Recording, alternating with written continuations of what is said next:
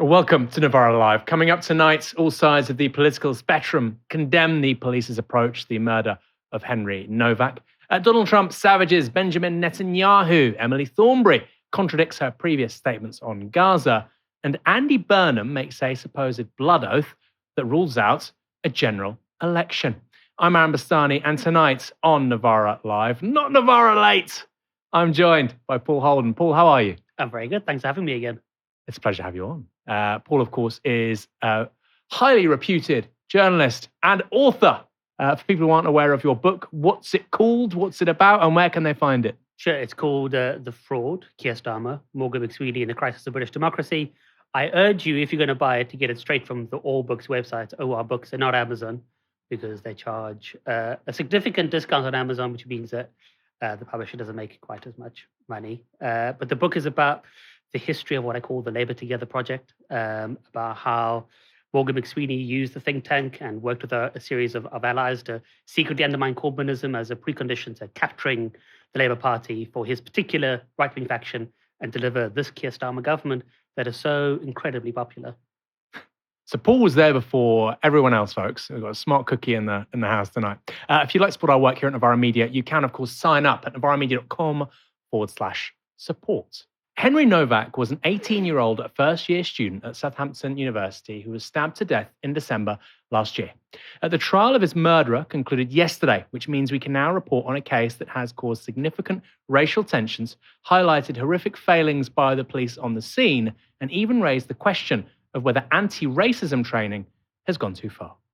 At the centre of the story is Nowak, who was cut and stabbed 5 times with a Sikh ceremonial knife as he walked home from a night out, only for the police to treat him as a criminal as he lay bleeding to death, handcuffed at their feet, begging for help and saying that he couldn't breathe. His murderer, 23-year-old Vikram Digwa, was also at the scene of the crime, where he accused the dying Nowak of a racially motivated assault, leading the police to handcuff the teenager and the victim. Yesterday, Digwa was jailed for life with a minimum sentence of 21 years. His mother, Kiran Kaur, was also found guilty of assisting an offender after she removed the knife from the scene and proceeded to return it to the family home. She'll be sentenced at a later date. So what exactly happened that night? On the 3rd of December last year, Nowak left his student flat in Southampton. That was for a night out with his university football teammates. He was later captured on CCTV, leaving the pub as he began walking home. And it was on that route that Nowak crossed paths with his killer, Vikram Digwa. Shortly before he was stabbed, Nowak used his phone to film Digwa walking away from him carrying a shastar, the Punjabi word for weapon or knife, which had an 8-inch blade. Minutes later, residents of the street where he was killed heard Nowak call out for help, saying he'd been stabbed and was dying before trying to escape by climbing over a fence. Digwa, at this point, joined by his brother, filmed the struggling Nowak and spoke to a 999 dispatcher. He starts recording me, right? As he's recording me, I snatched his phone. He's then laid a punch onto me. He's pushed me back and my turban's come off.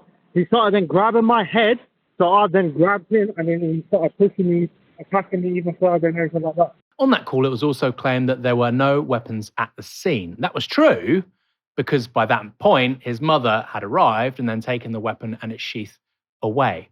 It was then that the police arrived, and at that point, this horrific story gets even worse. Body cam footage from the attending officers on the scene was shown in court and released to the media last night. A warning, some viewers may find it disturbing. What's your name, mate? Huh? Has anyone been hurt other than him? Yeah, me. He's grabbed my brother, he's took my turban off, started grabbing my head. Are you injured? Yeah, I've got swollen eye, little bruise. Alright, just step back a little bit for me. Someone flag these down. I'll just Right, let's get you out of there, shall we? I was in bed asleep. Whenever just found me up there, look, someone's attacked me. I can't breathe. Grab his other arm. Help. So I've just gone running, we only live on St. Denny's Road. I'm running around the corner. What's happened to you, alright? Been stabbed. You've been stabbed? Whereabouts? I don't think you have, mate. We'll talk about this more in a moment, just utterly appalling, not least the conduct from the police. What you saw there was Nowak's murderer claiming he'd been injured, pointing to a completely uninjured eye. He's saying there's swelling. I don't think I can see any myself. And you saw a police officer drag the fatally wounded Nowak across the gravel by his ankle. When Nowak tells the officer, "I've been stabbed," he then responds with, "I don't think you have, mate." It gets even worse. Look, that's what, and then I'm like, you've got mouth full of, I want to keep you up. Hand. I can't breathe. Put the hand in the cuff, mate. Yeah. This is like can't breathe. times this has happened to us. We've been walking, we've parked multiple times, we've had people racist 90 foot. nothing happened.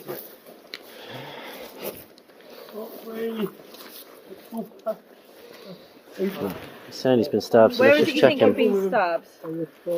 In the face? Oh no, but we have to check, don't we? Right. In the face? Just get these to back off, get their details on that, and I'll keep hold of him. Should we No, keep you on your side, mate. You better retrieve then. Okay. Saying to him, I'm keeping him on his side. We were sat up when we had him here, but he didn't like it. What's your name, mate? At the moment, you are under arrest. That's for assault, so you do not have to say anything, may harm in defence. If you do not mention when questioned, it's up to which you later rely in court. Anything you do say may be given in evidence, alright? It's going to be sick, I think.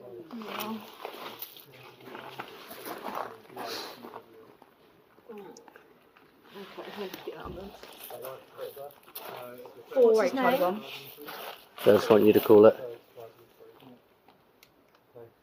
Yeah, we've got this male. He's just- been beat up. Are we able to get an ambulance, please? His pupils aren't even reacting.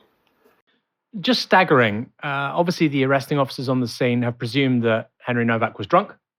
He obviously doesn't sound particularly coherent. That's because he's dying. But the only words he said were, "I've been stabbed." It wasn't like there was a flurry of words that were incoherent. Those were the only words he said, as well as, of course, that he couldn't breathe. A reminder that Nowak was stabbed multiple times in the chest, which ultimately proved fatal. And he died very shortly after having his arms handcuffed behind his back. One can speculate about the officer's actions that accelerated that death, arguably. It is a reasonable speculation, the fact that he's got chest injuries and he's then put in this kind of position. Although, of course, it's very important to say the coroner was clear about those wounds. Once they'd been inflicted, they were always going to prove fatal, just by virtue of where they landed. Following Digwe's sentencing, Henry Nowak's father made this statement outside the court. With his final words, he told officers that he could not breathe. He told them he had been stabbed. In fact, Henry told officers that he could not breathe 9 times. He told them he had been stabbed 4 times. Henry should not have died on the streets of Southampton in police custody. The way he was treated was inhumane and degrading. Hampshire Police have referred themselves the Independent Office for Police Conduct over Nowak's treatment. That's the relevant regulator. But on Newsnight, Labour MP and former police officer Jonathan Hinder gave his assessment of the way the police reacted to Nowak. Can you understand the way they behaved at all or not? From what I've seen on that footage, and I've only had a very short time to watch it before this airing, to me it's unfathomable. Really? If you are presented with a situation like that as a police officer, we have emergency life support training, which should be deployed immediately in those circumstances. You should be treating it as a medical emergency if someone is telling you those things repeatedly. And crucially, they are not a threat. Yeah. So the use of the handcuffs is just impossible to explain. Now, of course, there is context that we don't have yet. We hear about the informant lying to the control room. That's information that would have been passed to the officers. And, you know, I have every sympathy for police officers who have done what I've done, which is turn up to a scene where you do not know what is going on. Who is telling the truth? Who is lying to you? It's dark. You have incomplete information. But your point is, if someone is saying they can't breathe and that they've been stabbed, you immediately administer first aid. Yeah, first aid. Yeah. You know, try and save their life. Yeah. Establish where the wound is, why they can't breathe, and so forth. and start trying to save their life as soon as you can. And I think the most troubling thing about that video for me was the kind of apparent indifference, the casual nature with which the police officer says, "I don't think you have, mate." It's really upsetting to hear. I mean, this isn't an important point, but the fact that a police officer calls somebody mate, 20 years ago when I was younger, they would have said sir. I know it sounds ridiculous, but I think it really does get to the heart of the fact that it's not a particularly impressive or professional service with often very low caliber people. We'll get to that in a minute, but I think that's just it sounds like almost like a puerile detail. I actually think it's quite important in a way. In response to the release of the body cam, Reform UK leader Nigel Farage released this statement today. Think of this. The biggest fear a police officer now has going about his or her duty on the street is the fear of being reported for having acted in a way that was racially biased. That fear, now greater than dealing with a dying man living on the ground. Henry's family have responded to this in just the most extraordinarily dignified way. But I suggest the rest of us respond to this with pure, cold rage. This is wrong. All the values and standards of living in a free country where everybody is judged equally before the law have been trashed and thrown away. And yet, what has the public reaction been from our leaders and politicians, and indeed, to be frank, much of the media to this? Silence. Absolute silence. Proof, if ever there was any, that we're living in a two-tier culture in this country where the rights and privileges of white people matter less than those of ethnic minorities. We need a change in culture. Enough of anti-white prejudice. A promotion of the idea that white lives matter just as much as black lives. An end to DEI and positive discrimination, but a country that treats everybody equally and fairly before the law. This is serious. This is urgent. I fear for where our society would be in a few short years if we don't grip this and do it very, very quickly. This is something we're going to talk about in the next few minutes. Farage trying to look both ways. On the one hand, saying about white lives matter. Of course, all lives matter. White, black, brown, of course. And this was a white person who's been killed and the police behaved appallingly. There's that. And then on the other side, he's saying equality under the law, which is a very mainstream, important, sensible, common sense talking point. And I'm saying that because we've got slightly different versions of the same point basically being said by Restore, Reform and the Tories. Speaking on Good Morning Britain, Tory leader Kemi Badenoch also brought up Black Lives Matter while trying to distance her position from that of Farage. We need to bring back common sense. You don't need to be trained on racism or anti-racism to have seen what Henry was experiencing and know that he needed help. You don't need it. Something has gone wrong with policing. But we all need to take a good, long, hard look at ourselves. It is not just the police. I remember when this movement was happening and I was saying we are creating different rules for different people. All of the people who were taking the knee about a man who died in another country should think about doing the same here. We need to bring back equality under the law. What Nigel Farage is doing is reinforcing the difference. I have said that we need to find what we have in common, not what separates us. I don't want to hear about Black Lives Matter. I don't want to hear about White Lives Matter. We all matter. Enough of this nonsense where we keep separating everybody and splitting people into different groups. We are descending into tribalism. Now, Badenoch seemed keen to distance herself from the political eruptions that occurred after the murder of George Floyd, at least in 2026. But following that interview, Reform's Zia Yusuf posted this. Kemi Badenoch declared Black lives do matter when George Floyd died. Yet when a white man in Britain is murdered amidst obvious anti-white racism, she goes on TV to declare, quote, I don't want to hear white lives matter. Kemi and the Tory party do not care about white people. There's so much to unpick here. So I don't think it's obvious that Henry Nowak was killed because he was white by a Sikh person. I don't think that's obvious. I don't think it's necessarily obvious that the police treated Henry Nowak in a different way because he was white. I think you can make the claim that, look, what's white privilege when this is how a white guy is treated and he's been assaulted by a brown person? You might say that. There's no such thing as white privilege. You can say that. You don't have to agree with that point, but it's a coherent point, right? But I don't think that the assailant killed him because he's white, or there's not evidence of that anyway. Clearly, the assailant used the allegation of racism to distract from what they'd done. Yeah, again, important point. But that's not the same as Nowak being killed because he was white. And then this point of Kemi Badenoch not caring about white people. So she's saying when George Floyd is killed years ago in the United States, Black lives matter. And of course they do, all lives matter. Black, white, brown. Black lives matter. And now she's saying white lives don't matter. Well, that's not what she's saying. She's saying all lives matter. I believe in equality under the law.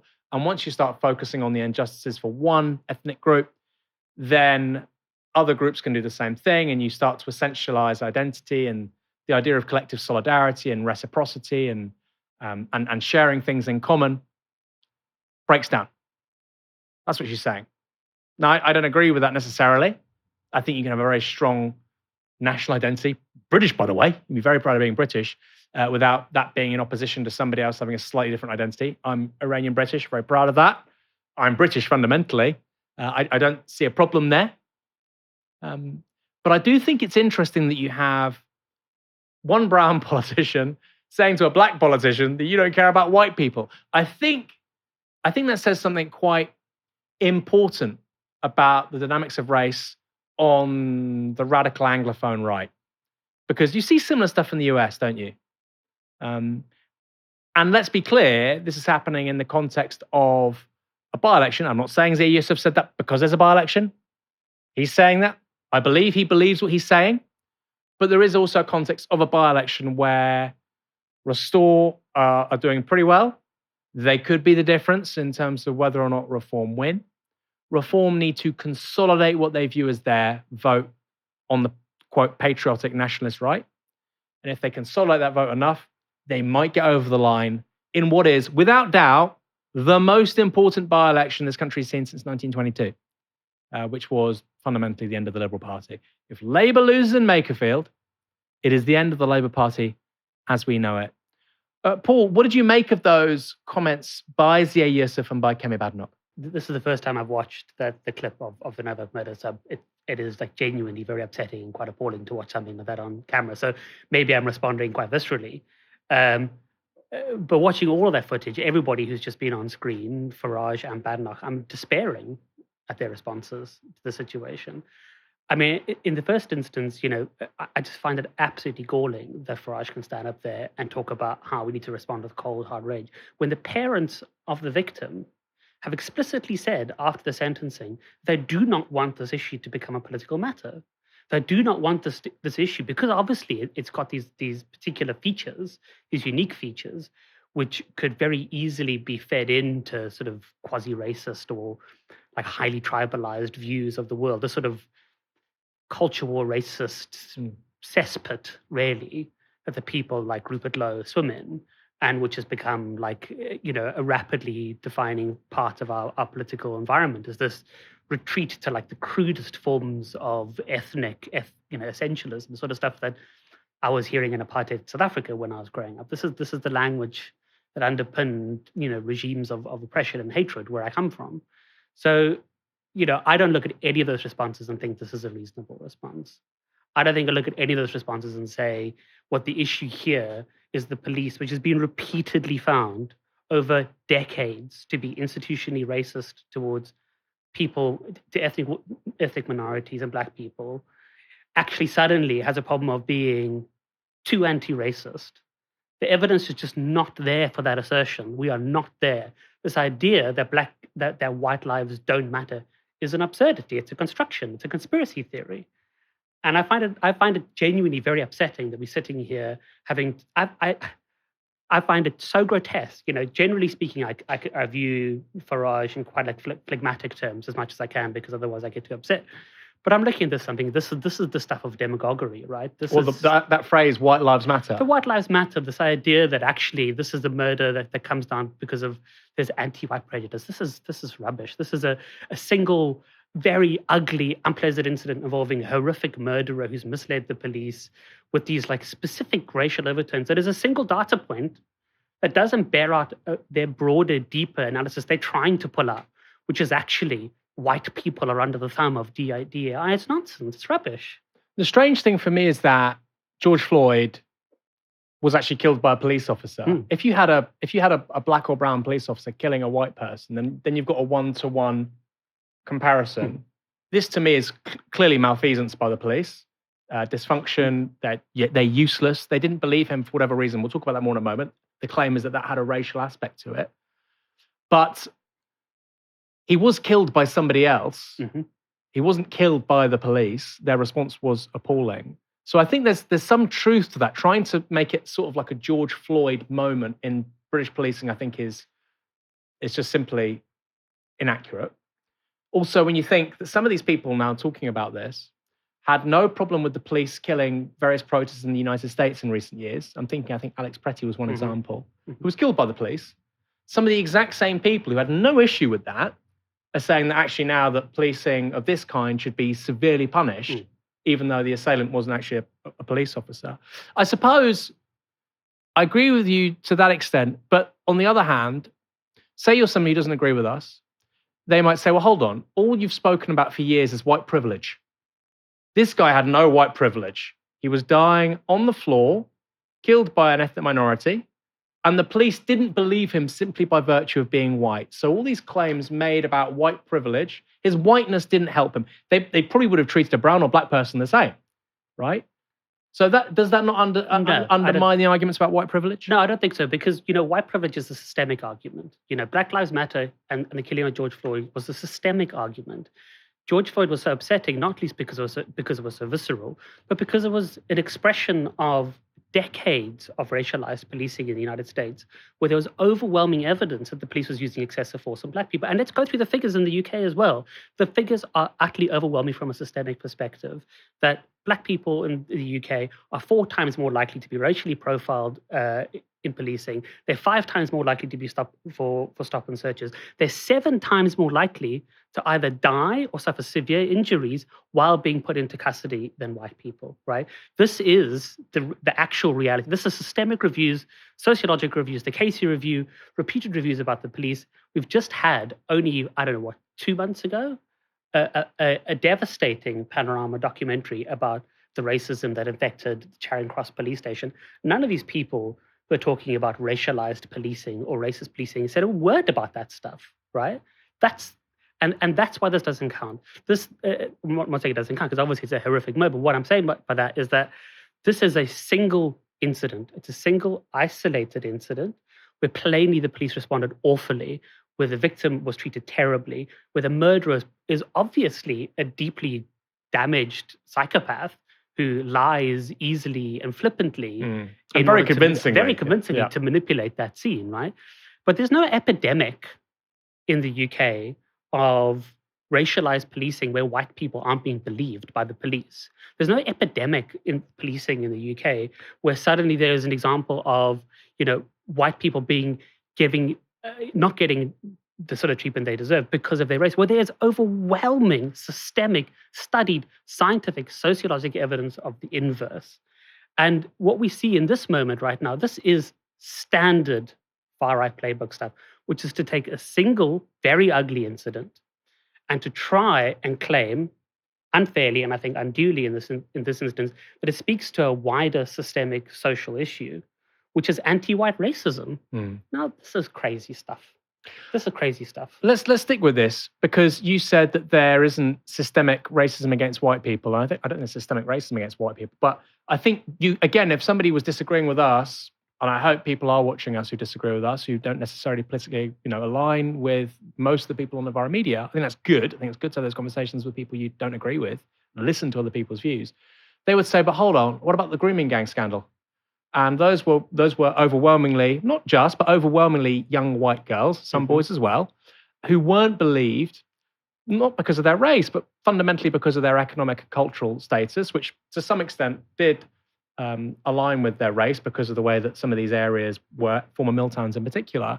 And if you look at the original J report, I think from 2014, that states, and that is an official document, stating that some people in the public sector, social care workers, council officers, didn't necessarily give the full weight to what these young women were saying because they didn't want to be racist. In the public sector in particular, and the police, one presumes, the claim is that the worst thing to be called is racist, that has a huge impact potentially in your career.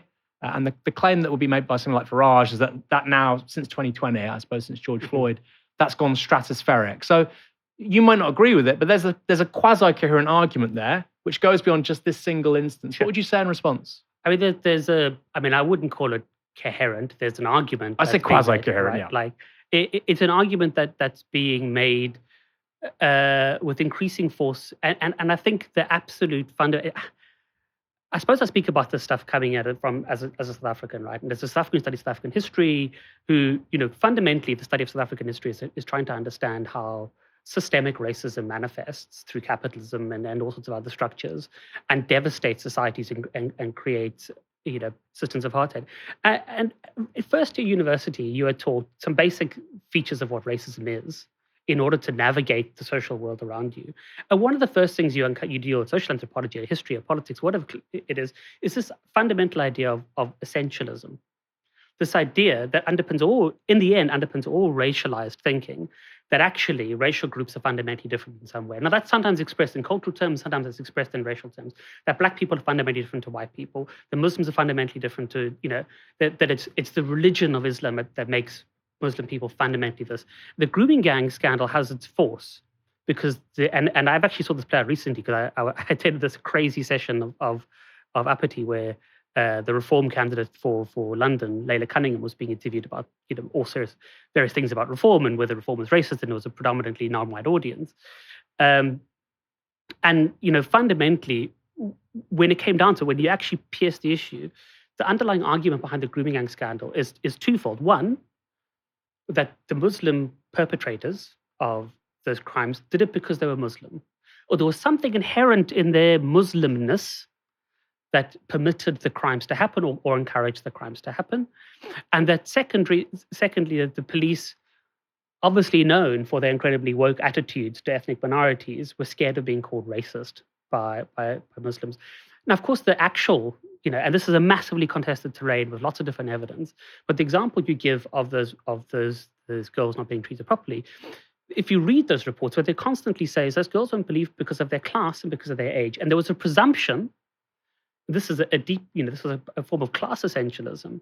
There was a presumption that those girls were more worldly than middle-class girls of the same age, that they were more, they were on the streets more, they were more exposed to it, they were more sexually promiscuous, they were more sexually precocious because of certain class signifiers, about the clothes they were, all sorts of stuff, which made the police less sensitive or less receptive if they were approached by a middle-class person. And now what you have in the situation is a combination of because there was also a degree of police complicity in both the failure to police that and in some of the crimes.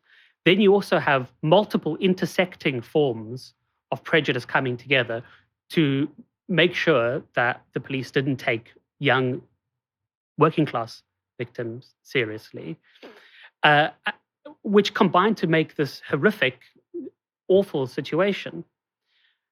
But that is a much more complex and nuanced argument and a much more complex and nuanced situation than the argument that Nigel Farage is trying to make both in grooming gangs and he's trying to basically extend to this particular murder, which is that there is some sort of essential nature to first the murderer and second to the police's fear of, what is it that he's imagining?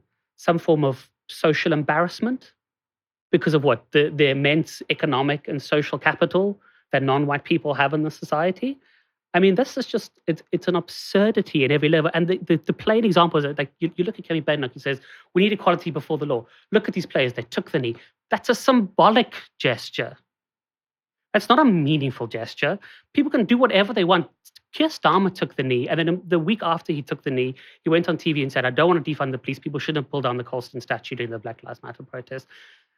That is the extent of the correction. It's true. In our society. It's symbolic. Yeah. There's no systemic change. And we know there's no systemic change because every systemic review that's been done subsequently has found the same levels or higher levels of anti-Black racism in the policing system. And that's what drives me mad about this sort of debate. I'm actually going to say something to follow that up, and I think I agree with you. And to compound it, something I saw on circulation on X earlier today. If the police had attended that crime scene and rather than a South Asian man with his brother, there'd been two young black boys, West Indian or Nigerian heritage, I think they would have been more likely to believe the victim when he said that I'd been stabbed, precisely because of how racial prejudice works, or racial assumptions even. They would associate certain groups with doing certain things, rightly or wrongly. I think that's a really good point, actually. I think it's a question that people should ask people like Robert Jenrick and Nigel Farage. We're going to move on. In the comments today, Shabana Mahmood also addressed some of Nigel Farage's claims. There have been accusations, I know, of two-tier policing, that one community has been prioritised over another.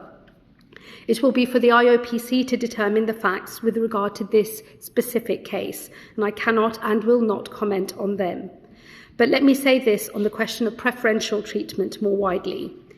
The police in this country have a sacred duty to police without fear or favour. Everyone in this country is equal before the law. It is the promise upon which our whole justice system rests, and the equality of every citizen is the foundation on which the openness, tolerance, and generosity of this country rests. Let me also be clear about one other thing, a dangerous undercurrent that I have seen in the reaction to this awful crime. Threats against police officers are utterly unacceptable. There can be no justification for intimidation, abuse, or attempts to take the law into one's own hands. A police officer unrelated to this case has been misidentified online and subjected to death threats. He has been forced to relocate to protect himself and his family. Misinformation and inflammatory commentary is making a dreadful situation even worse. We must all, together, condemn it. You were shaking your head when she was saying that, equality under the law is the basis of this country and so on. It's interesting that she said the same thing that Farage and Badenoch have said. So these are the ethical commitments we're all claiming to want to uphold. Why were you shaking your head?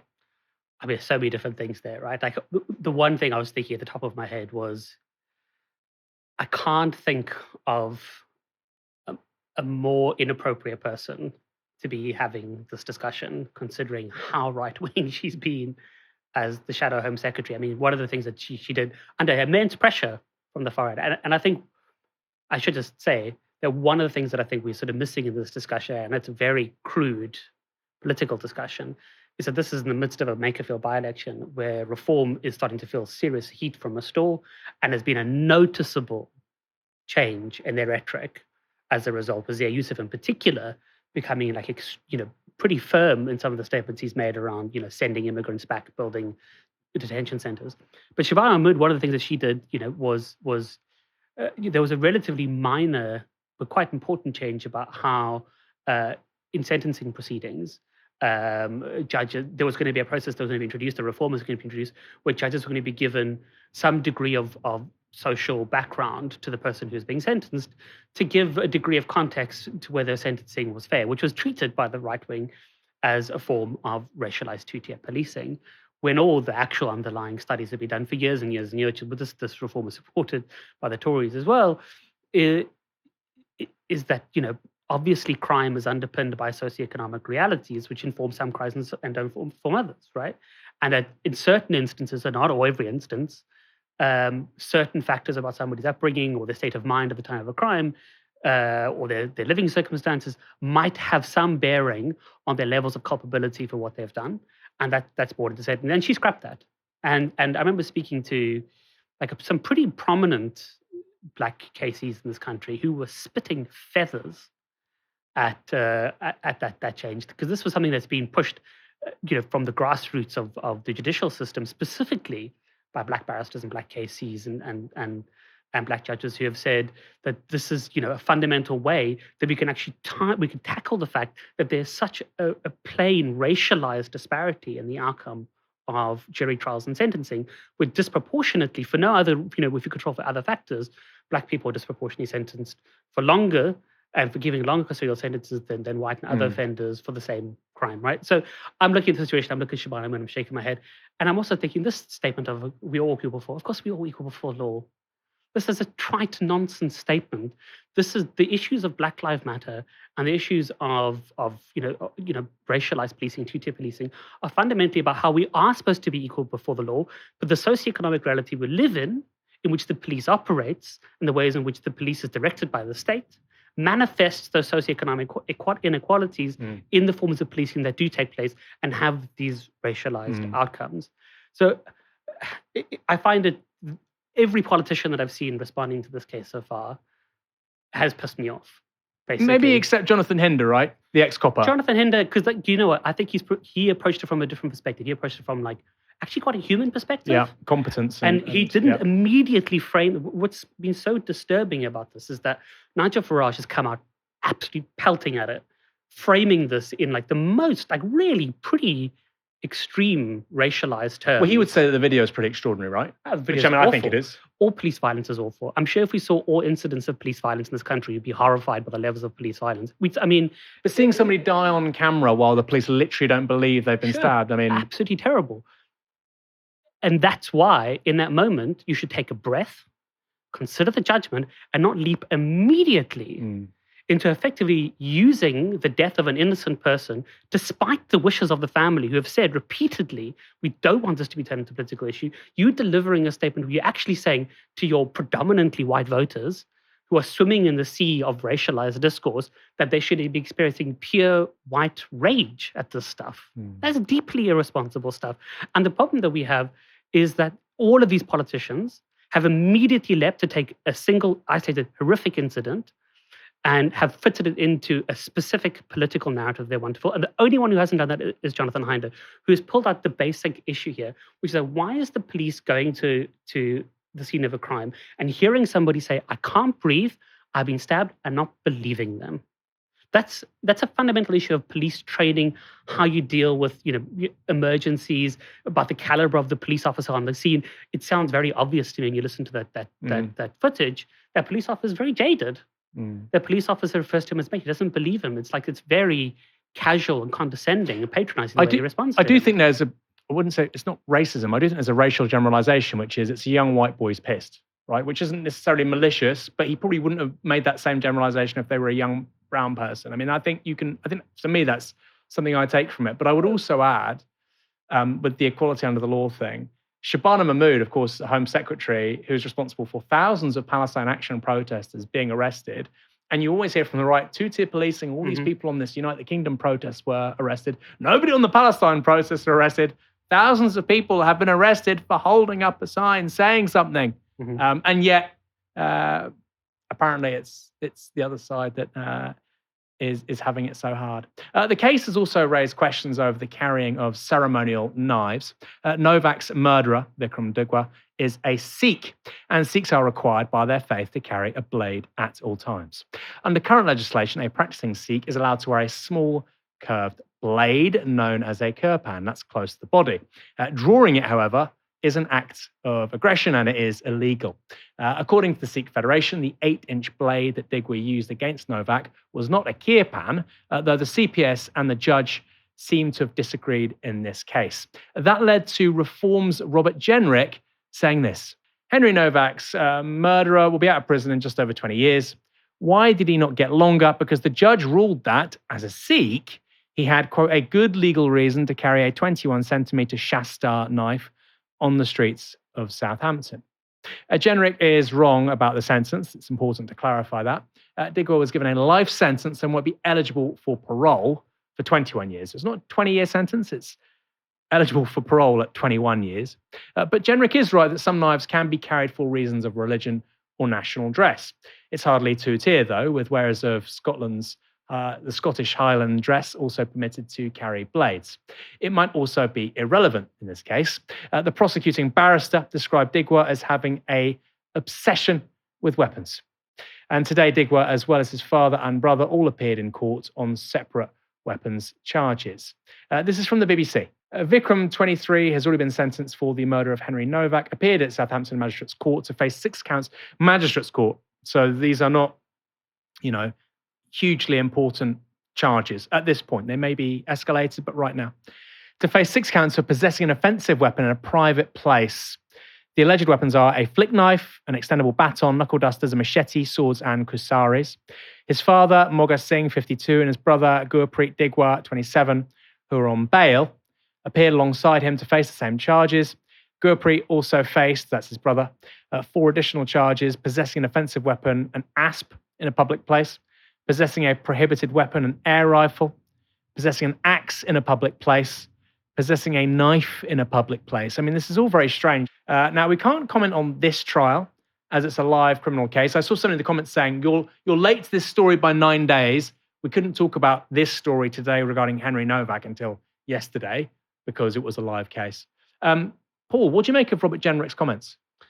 I mean, I think it's another example of taking a very specific, it seems to be quite extraordinary, isolated incident and trying to extrapolate from it some sort of broader point about how there's some sort of cultural advantage being given to non-white people in the UK and Sikhs in particular. I mean, it'd be interesting to press Robert Jenrick if he believes all sorts of cultural carve-outs that we have on a society should be treated equally. I mean, does he think that kosher slaughter should be ended? I know it's actually quite a live debate amongst like the Reform side, the Restore Party. Rupert Lowe has said, he wants to ban halal meat, and he also wants to ban kosher stuff. But we often, make allowances for institutions, sort of cultural allowances and cultural carve-outs.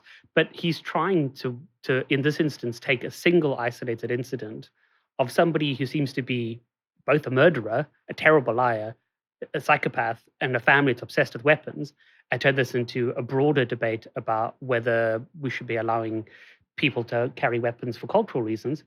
And of course, the rebuttal to that as well, there's no epidemic of Sikh people wandering around with their ceremonial lives killing people. There's one incident of it.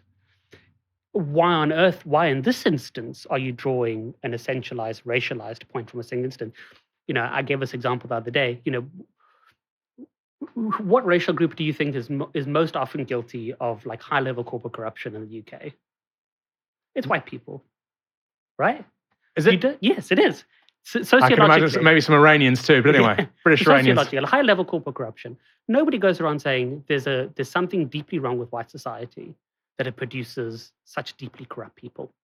Some of the left do, right? They'll say this is toxic white masculinity or pale, male, and stale. Some people do. Or they might. And I think that would be an argument you'd have to make very conclusively that it's something inherent in sort of the racial privilege that's made them. It's cultural, not racial, generally. Right, sure. Exactly.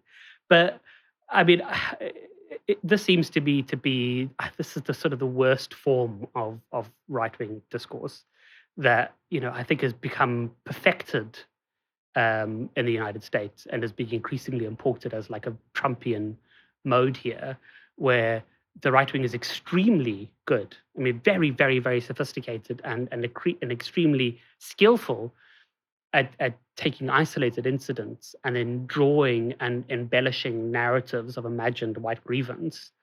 Primarily, it must be said, if you can argue from a socialist perspective, to develop a narrative of white grievance in order to create the conditions for the most extractive forms of capitalism, which are going to destroy the white working class as well. Right? This is like deeply cynical stuff that they're busy doing.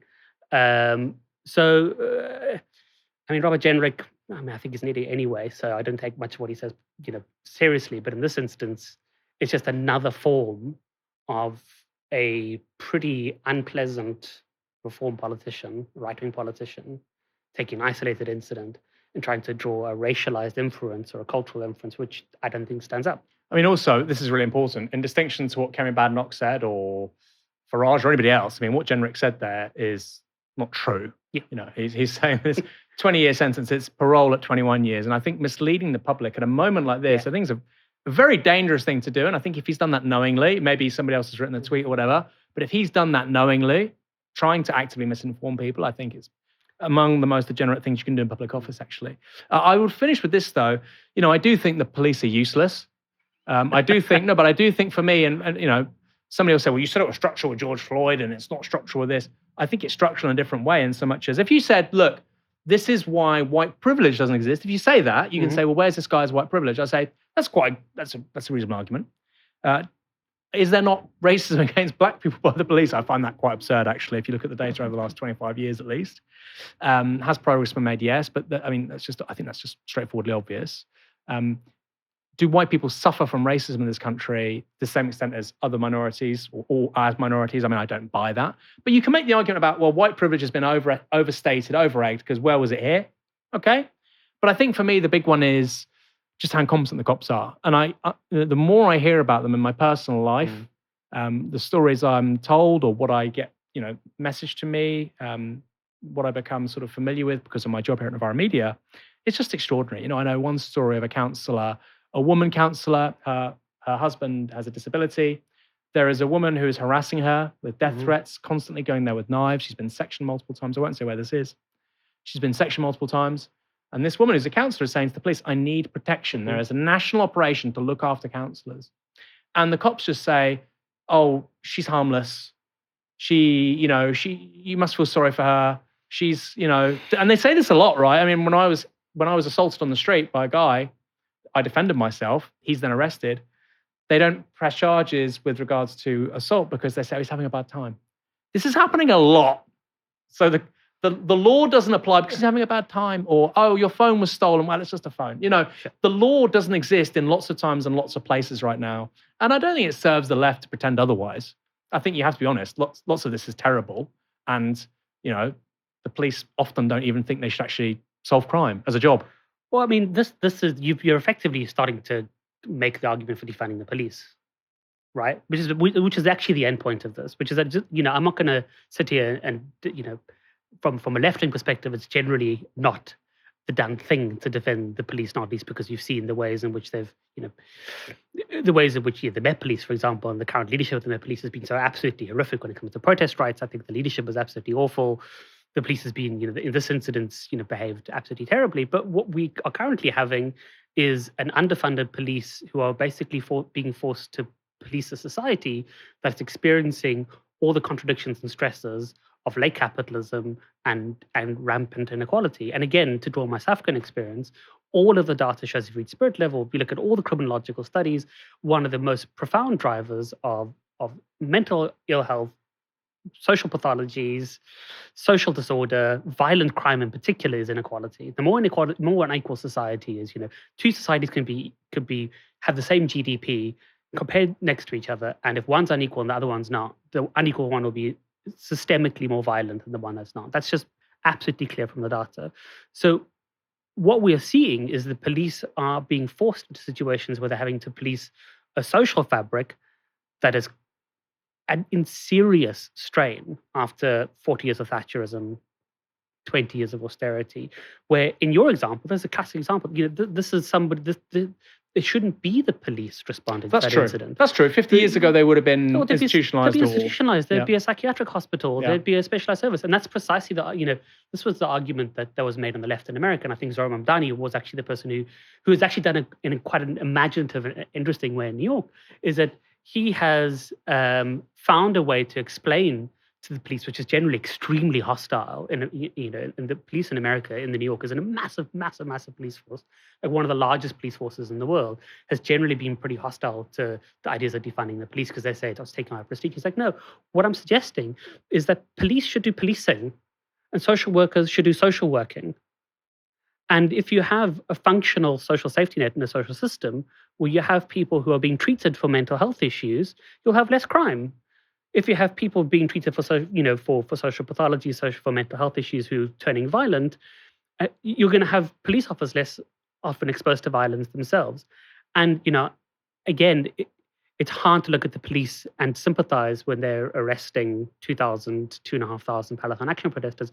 There's also a part of me that thinks like, this is deeply unfair on the police, that they're being forced to police this ridiculous law. It's on the Home Secretary. Right, that's on the Home Secretary. This is to the extent that the police is failing, there's a combination of clear leadership is an issue, institutional racism will play a factor, socioeconomic factors will play a role. But this is a police force that is increasingly being required, as it is in the States and other increasingly unequal societies, to police social dysfunctions that have socioeconomic causes and socioeconomic solutions that are not policing. And when you have a situation and the police are being forced to do that, you are constantly going to have a situation where the experience of policing is not going to be sufficient, But the experience of policing is not going to satisfy you because the poor guy at Kentish Town Police Station who's been sent out to deal with like somebody who's like a drug addict who's having a schizophrenic episode may have some basic level training, but they're not going to have the same level of training and sophistication and experience as somebody who spent 15 years in a psychiatric ward. That's just obvious. That's fair. I mean, where I live in Portsmouth, you've got lots of people in halfway houses, people with addiction issues. Ultimately, the police shouldn't be dealing with those. We have, before we go on to our next story here tonight, an ask for all of you. We'll move on to our next story in just a moment. But for now, we have a little bit of news. Just 3 weeks ago, we launched a fundraiser to help us take the biggest step up in Novara history, to move the whole organization into a new, bigger, custom-fitted studio. It sounds so lovely, doesn't it? So we can massively expand our reach ahead of the next general election to launch Novara 3.0. We needed 2,000 new regular supporters to help shore up our position and to put us in good stead for that move. And you guys came through. Over 3,000 of you have now put your hands into your pockets and signed up to support our work on a monthly basis. We've joined the likes of the RSPB and the National Trust in your direct debits. That's great news. This means we're now over 60% of the way to hitting our stretch goal. So our goal was 2,000 new supporters. We've gone past 3,000. Our stretch goal is 5,000. There, I said it. 5,000 means that we could really max out in terms of our growth projections in what we cover over the months and years ahead. And my goodness, it's a really important few years between now and 2030. This is the best case scenario, getting to 5,000 new supporters. So I wonder, can you help us get there? 5,000 new regular supporters in just 5 or 6 weeks to help us grow fast. Go to novaramedia.com/support or novara.media/support to help us get there. Like I say, let us be one of your monthly direct debits, the National Trust, the RSPB. I support those two just to wind up Tories. The link is in the description below. Just £1 a month. £1 a month, £12 a year. Millions of you are watching, reading, and listening to our reporting and analysis every single week. We have almost 1 million people on Instagram, 1.25 million people here on YouTube. Thousands of you watch and listen to Novara Live every single day. If just a tiny, small fraction of you want to support our work, we can make massive things happen. We can cover the biggest stories in the most provocative and intriguing ways. Join our regular supporters and go to novara.media/support. Israel has been very busy trying to scupper a potential peace deal between the United States and Iran, and Donald Trump, facing rising gas prices and a domestic audience furious at yet another foreign war, is very keen to bring his illegal intervention in the country to an end. But for Iran, a check to Israel is a requirement, with the ceasefire deal said to contain the condition that Israel stop its offences in both Lebanon and Gaza. So it must have been pretty irritating to watch Israeli Prime Minister Benjamin Netanyahu tell an audience of illegal settlers that he'd order the Israeli military to take 70% of Gaza on the same weekend that a peace deal was being considered by both sides. And even more vexing to watch the Israeli military suddenly invade further Lebanese territory on Sunday, with Netanyahu ordering strikes on Beirut the following day. Axios has now reported that on Monday, Trump vented some of that frustration. According to 3 sources, Trump called Netanyahu fucking crazy. That was on a very angry telephone call. Apologies for the language. The article there says this. On the call, Trump... I'm going to repeat it. I'm going to use the F word again. I'm sorry. On the call, Trump called Netanyahu fucking crazy and accused him of ingratitude, according to 2 of the sources. He also put the brakes on Israel's plan to strike Beirut. One US official said Trump told Netanyahu that following through on his threats to bomb the Lebanese capital would further isolate Israel around the world. 2 of the sources said Trump claimed he'd help keep Netanyahu out of jail, a reference to his support during Netanyahu's corruption trial. Summarizing Trump's remarks to Netanyahu, the US official said, "You're fucking crazy. You'd be in prison if it weren't for me. I'm saving your ass. Everybody hates you now. Everybody hates Israel because of this." A short while later, Netanyahu posted this. "Tonight, I spoke with President Trump and told him that if Hezbollah does not cease attacking our cities and citizens, Israel will attack terror targets in Beirut. This stance of ours remains unchanged. In parallel, the IDF will continue to operate as planned in southern Lebanon." That does look like a U-turn on Beirut, couched in face-saving language. He's trying to be belligerent and hostile, but actually he's being a bit cowardly, quite typical of Netanyahu. And some in Israel's media have said precisely that. While the call did happen, the two leaders came to a mutual agreement. Again, potentially a face-saving exercise for domestic audience. Paul, this is a great story. And I love the fact that nobody in the British media, nobody, GB News, Sky News, BBC, no presenter is going to say to their audience, nobody, that Trump has kept Netanyahu out of prison. Trump said it. What do you make of it? I mean, it's a bizarre, weird outburst. I'm extremely cynical when it comes to this stuff. This is like this also happened under the Biden administration, right? Where you'd have Israel engaging in like just absolutely horrific conduct in multiple places. Now in southern Lebanon, where there are there's been huge civilian casualties, and there's a set piece where in the absence of actually doing anything material about Israel's conduct, suddenly it's reported, the president's so mad. He's so mad at Netanyahu. And then Netanyahu says, well, I'm so mad at you. And then nothing changes. Yeah. I mean, the cynical part of me thinks like, well, maybe Trump is a total loose cannon and a wild card. I mean, tomorrow he's going to say that Netanyahu is his best friend and he thinks that Jerusalem should be the capital of, of Greater Israel. You never know what he's going to say the next day. But this does feel like a bit of an American playbook where as Israel's popularity tanks with even Donald Trump's own voting base, there's this performance of like, I set him straight. Honestly, I look at that and actually, in conjunction with the Iran war, Donald Trump has not looked any weaker to me than at any time he's been president, both in the first and second terms. I think that's the interesting thing for me here, is that actually this outburst where he's saying, I kept Netanyahu out of jail, and he's having to berate him, shows the extent to which Netanyahu is basically not really listening to him and pretty much accepts that he's going to get American support regardless of what he does, and that Trump has got himself into the most like horrific, effectively unresolvable tangle in Iran, which is devastating for his voter base. And that's a great read. Yeah. This shows, those comments show Netanyahu's strength, not his weakness.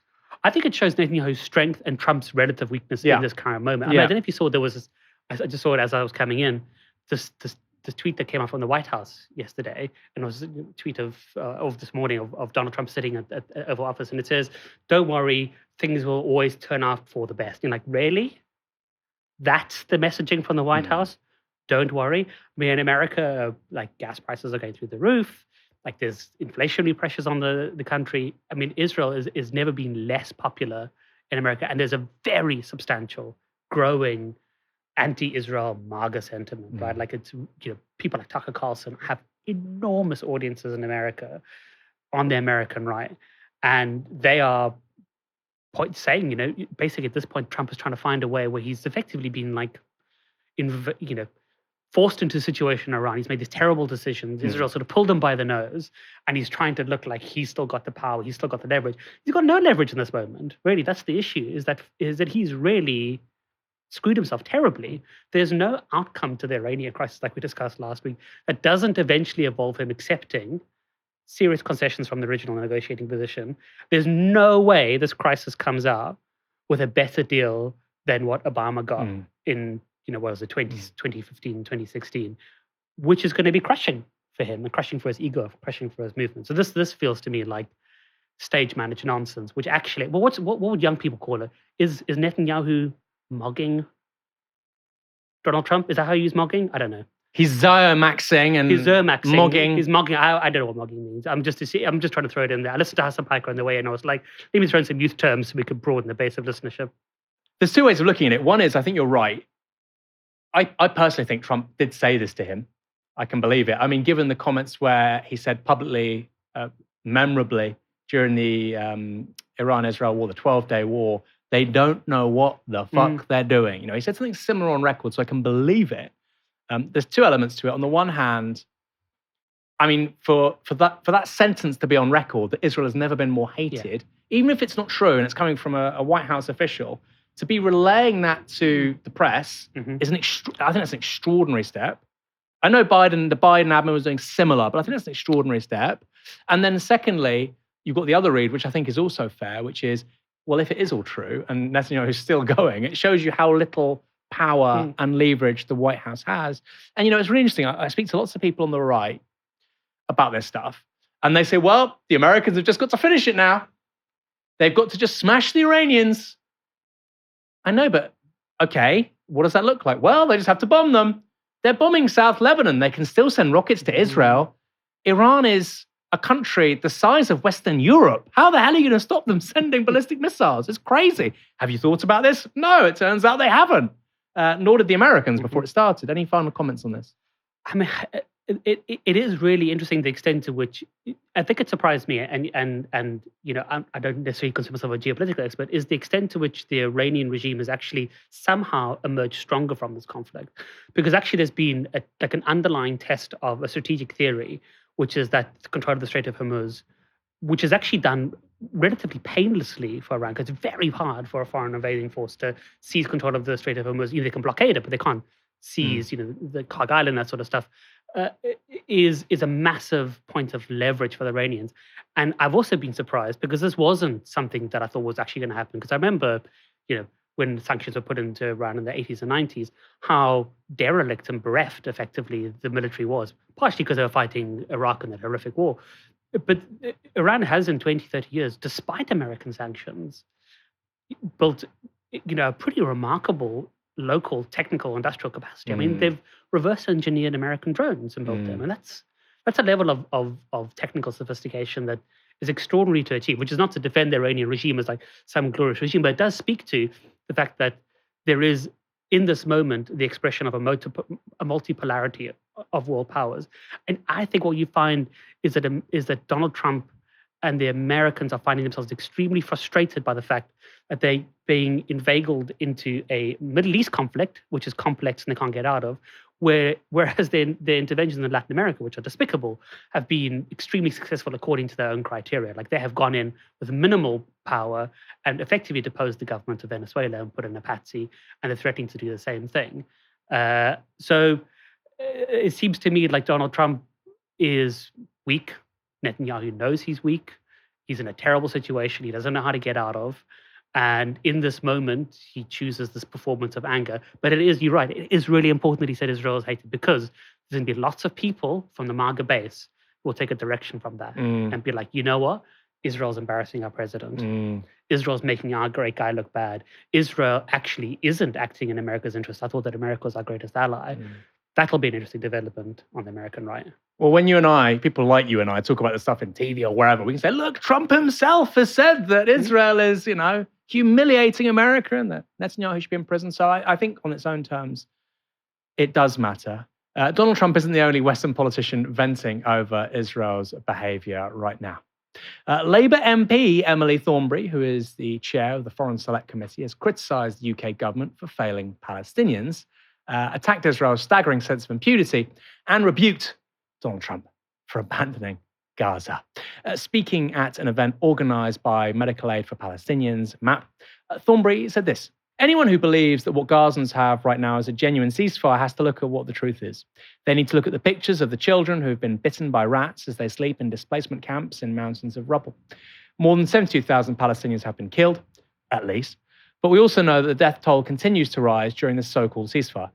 Over 700 have been killed in Gaza since Donald Trump proclaimed, quote, the greatest moment in humanity. Thornberry went on to say this: I've always been so proud that Britain has always realised the importance of international law. It is something we're strong on, probably for good reason, since much of the international law was written by British lawyers. But when it comes to our record on Palestine, I'm afraid that we've fallen well short, and in doing so, we've failed the Palestinian people. The tragedy of Gaza is a lesson of what happens when you do too little, too late. We failed to intervene early enough. This is extraordinary from her, as you'll see in a minute. We failed to apply enough pressure when pressure might have made a difference, and we cannot let the West Bank suffer the same fate. Extraordinary. Thornberry also called for sanctions against West Bank settlements, not a radical position at all, as well as a ban on imports from those areas. And while it's good to see a senior Labour MP condemning the UK government's inaction on Gaza, it was only a few years ago, remember, that Thornberry, far from defending international law, was trying to find loopholes in it. This is from Newsnight in October 2023. Do you think cutting off food, water and electricity is within international law? I think that Israel has an absolute right to defend itself against That's not terrorism. the question I asked. It is an answer to the question that you've asked, and I think it's an appropriate one at this time. Why won't you answer whether you think it's in line with international law or not? Because I've tried to answer, and I've tried to say that we've already heard from your previous guest about what might be happening on a day-to-day basis. So we're now on day 4. And so we hear that there are troops massing on the border. There may well be an incursion. Immediately before an incursion, then, as the permanent representative have said, that it might be appropriate in those circumstances for there to be the sort of action that we've heard about, and then the invasion afterwards. I don't know, because at the moment we're in the middle of a hot war, and Israel is in the middle of defending itself, and we have to stand with Israel, just like we would expect people to stand with us if we were the victims of terrorism as well. Isn't it easy, Paul, to say, you know, as it happens in October 2023, which something awful happens in Israel, and then it's clear that there's going to be what subsequently happened, which is basically a genocide in Palestine. Not basically, it has been a genocide. I think that could have been predicted pretty much within a week, given the genocidal statements coming from senior people in Israeli public life. To say in October 2023 or November 2023, we have to stop this from happening. We have to do everything we can, block reconnaissance support, block military support, block aid of any kind, military aid to Israel. That took real guts, and you would lose political goodwill from certain people in this country if you said it then. But that's when it mattered, okay, Emily? That's when it mattered. After 72,000 people have died, saying the precise opposite, for those 72,000 people, guess what? It's too late. It's too late now. So she's very happy to be virtuous and say the right things and seem very moral and talk about international law and talk about the beneficence and the ethical pride we should have in the international system created by British lawyers. It's bullshit, isn't it? I don't want to be loaded with my question. Let me rephrase that. Let me be professional for once. I think it's bullshit. Paul, what do you think?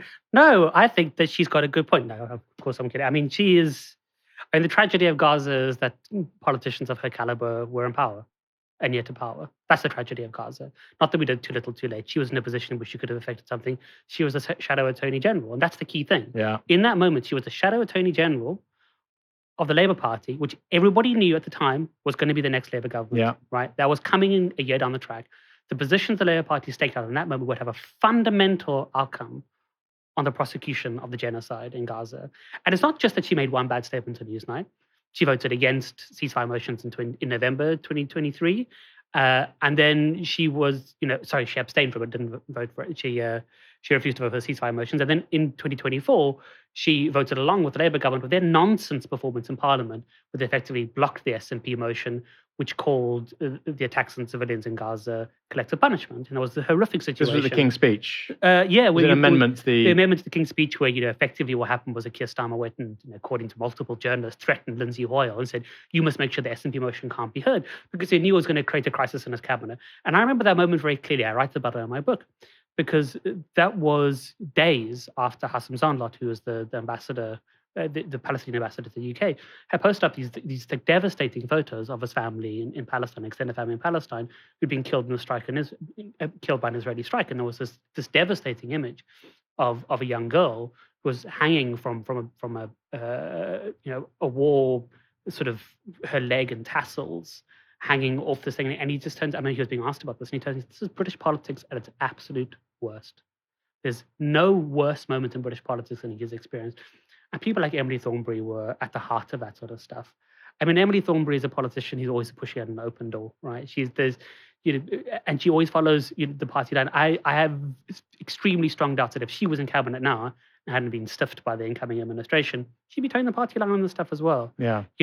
It's easy for her as a backbencher to go and give an interview to The Guardian. It's easy for her to, I think, potentially start pitching herself as a leadership candidate or making the grounds for how she could be, the Attorney General, Home Secretary. Yeah. Exactly. This is easy stuff. But if you actually have the courage of your convictions, you would have done it back in October 2023 or November 2023, when it was obvious how the war was going, when the genocide was proceeding.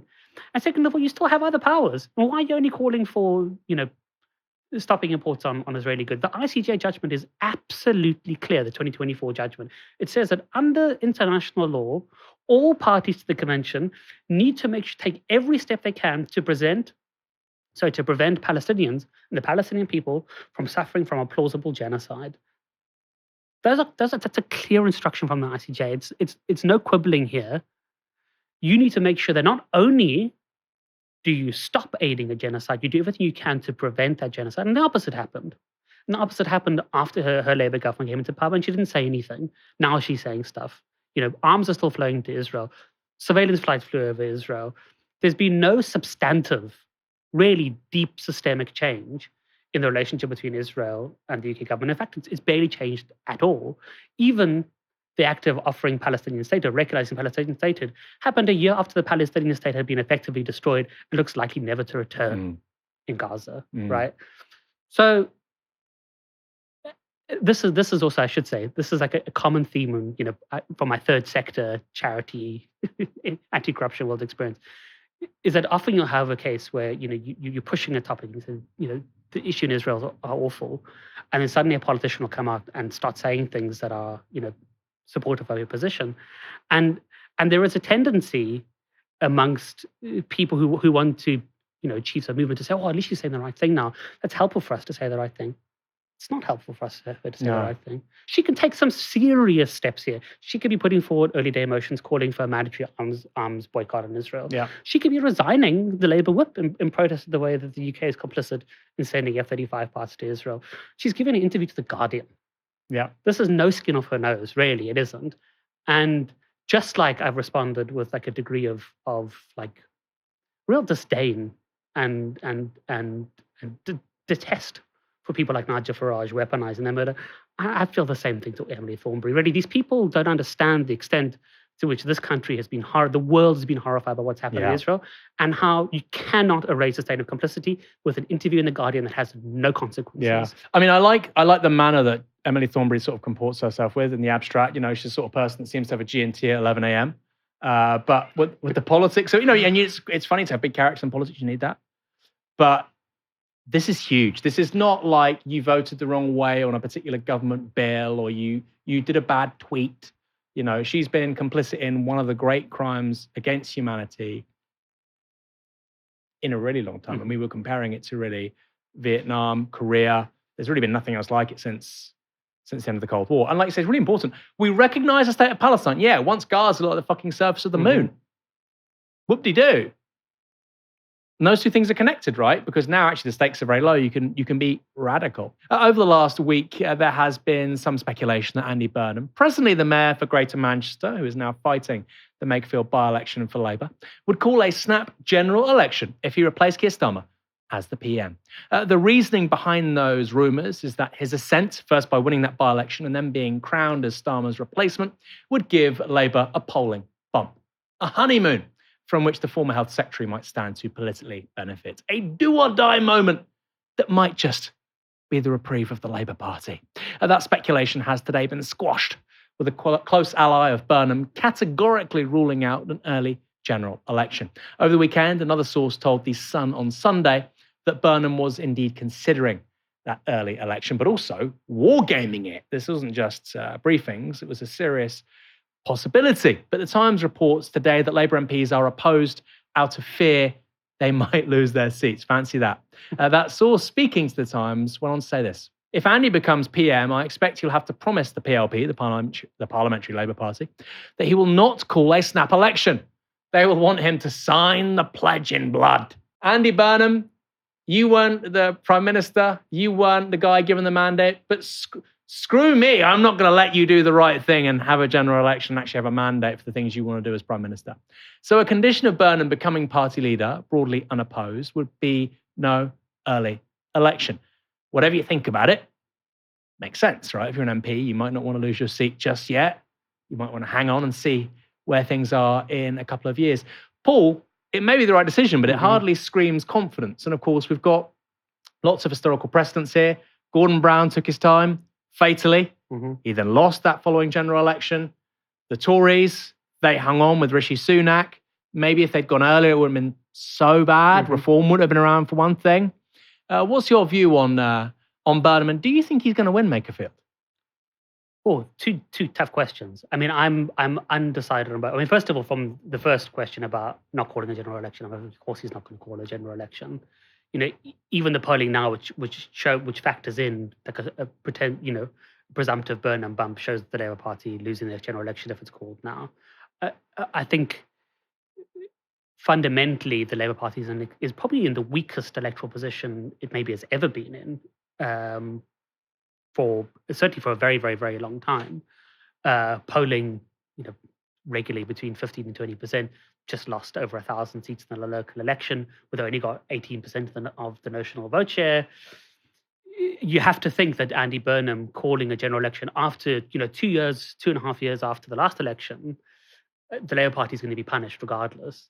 So if there's even a hint of him calling an early general election, there's absolutely no way he wins the leadership election. I think that's pretty clear. The PLP will just simply not have it, because the vast majority of the PLP are looking at the figures themselves, have looked at the local elections, are thinking, like, this could be it for us, right? And they are, to understand the Labour Party PLP, you've got to understand fundamentally, it's of the 409 MPs who've been selected, 260 are new intake.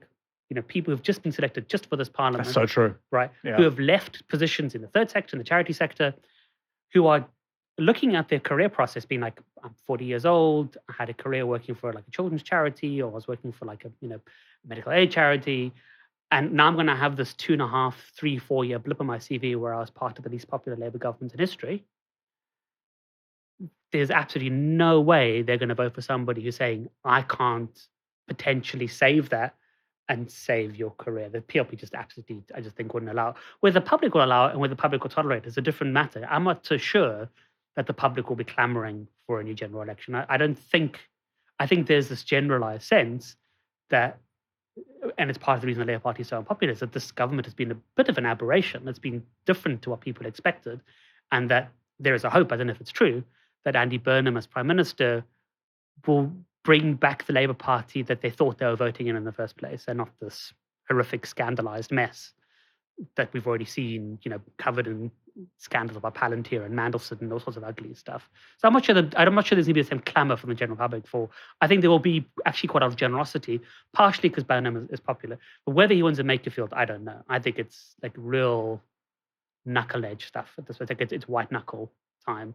The polling is extremely tight. And like we were discussing last week, I think a huge factor is going to be the extent to which the right-wing vote consolidates behind reform. That's going to be the key factor, because obviously the Tories aren't in play, but Restore does seem to be in play again, which I think is driving some of the more inflammatory, racialized rhetoric that we're seeing from Nigel Farage and Jenrick and those people. I think it's because they're seeing Restore over their shoulder and make it feel them being like, this is going to be an issue we need to head off. The observation you made there about the propensity of MPs to be new MPs, historically very new, I think that's a really, really important one. Very, very important observation. I'd also say with Burnham, I suspect they were waiting for private polling about a general election once he becomes the PM, and I suspect that private polling isn't very good. I think if they had private polling say, actually, you get a majority, I think they probably would do it. But it hasn't been forthcoming. And I'd also say, we've not mentioned this, you talked about the local election results and historically unpopular and the polling between 15 and 20%. They're also broke. They also don't have the money to fight a general election. Minor detail, they're broke because they've lost lots of their big donors and they've lost lots of members. I mean, they probably are going to end up with a smaller membership than the Green Party at some point in the next couple of months. Maybe they already have. They tend to delay the release of the accurate numbers. Thanks, Paul, for joining me tonight.